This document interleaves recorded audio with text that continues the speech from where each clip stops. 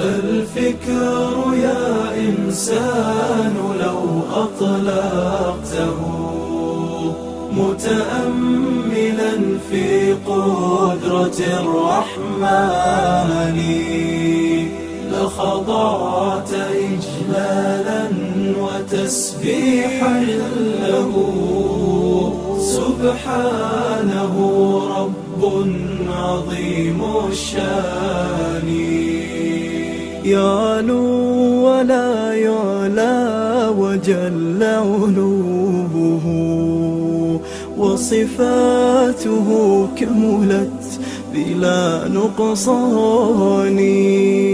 قدم رسول الله السبي، فإذا امرأة في السبي تبحث عن ولد لها، رأت هذا الولد فأخذته فألزقته ببطنها فأرضعت. فنظر النبي إلى هذا المنظر الحنون وقال لأصحابه: أترون هذه طارحة ولدها في النار؟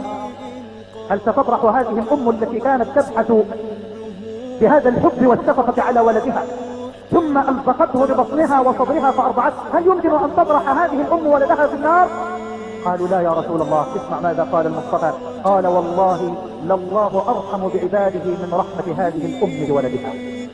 لله أرحم بعباده من رحمة هذه الأم بولدها. ولذلك من جميل ما قاله أحد السلف أنه قال يوما لربه: اللهم إنك تعلم أن أمي هي أرحم الناس بي، وأنا أعلم أنك أرحم بي من أمي، وأمي لا ترضى لي الهلاك، أفترضاه لي أنت وأنت أرحم الراحمين؟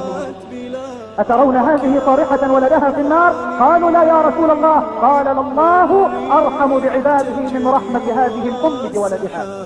بأمره يحيي بها ما مات من بلدان.